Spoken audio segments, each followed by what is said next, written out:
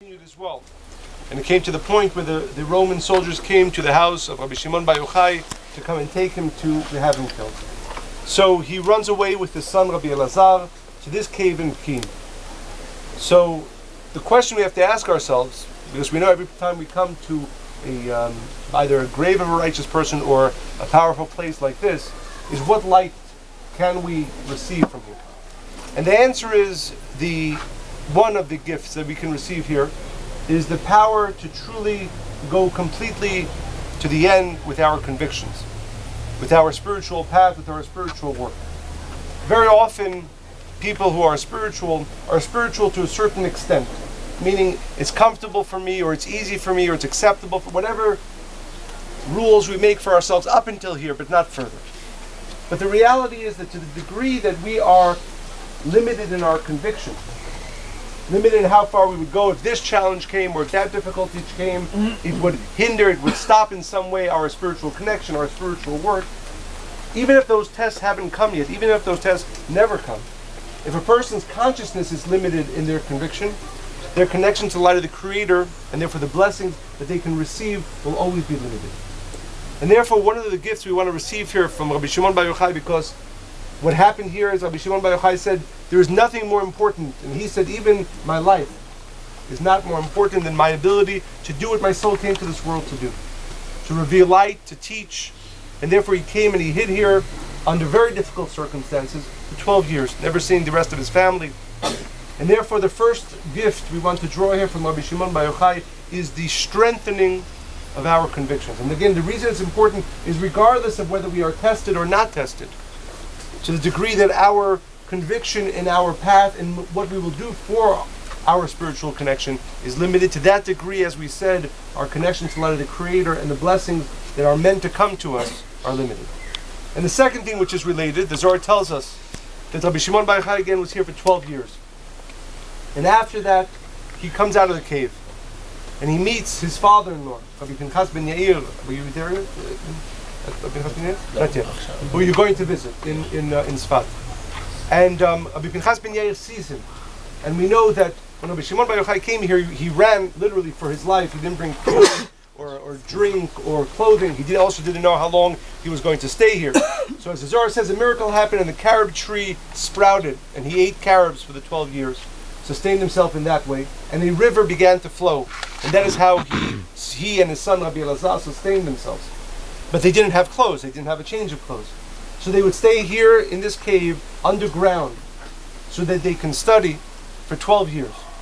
Going out every once in a while to gather food or water, but most of the time they were buried underground for 12 years. And one can imagine what happens to the physical body after it's buried in the ground for 12 years.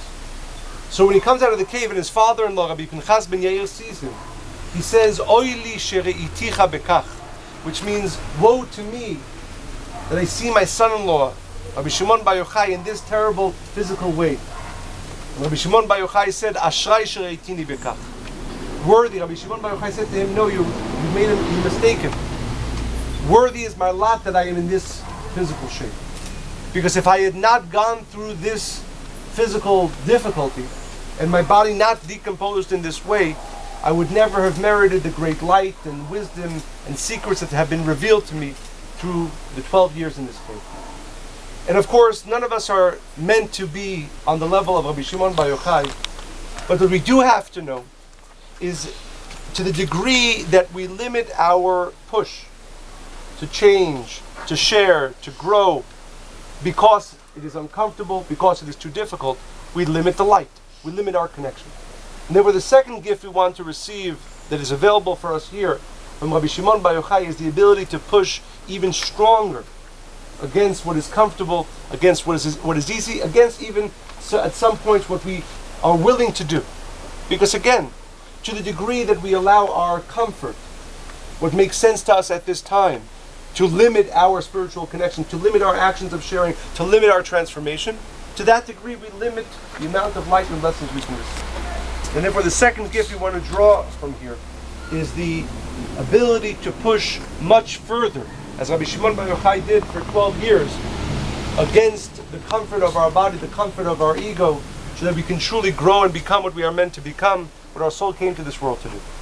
And the last thing We know, as Rav Ashlag explains, En he'eder beruchani, which means that there is never a disappearance of energy. If energy is revealed, it remains both in the same place, in the same force, as it was when it was first revealed.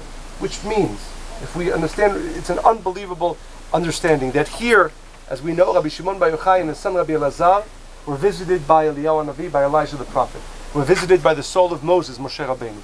All the light that is the light of the Zohar, all the light that will bring an end to pain, suffering, and death in our world came from the revelations that occurred in this cave.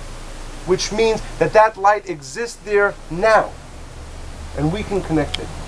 So much so that there was a great Kabbalist who, I'm not sure you're going to visit, but he's buried in Tiberias. His name is Rabbi Menachem Mendel of Vitebsk. And he came from Europe a few hundred years ago to live here in the north. And he first came to here. He wanted to live here in Pekin. And the people living around here did not allow him to remain. And he told the students that if I would have had the merit to live here and study and connect here for 2 years, I would have been able on my own to bring the end of the correction. Because there is that much light here, that if he would have been able, again, through 2 years of connection, to draw and connect to all of that light, he could have shined to the entire world. Most of us do not have yet the vessel to truly receive all the light that is available in this place. But hopefully we have some level of appreciation for what is here, for the amount of light, for the greatness of that light. May we all have the merit to make as much of a connection as we can and draw from this tremendous light to ourselves and to this world. Amen.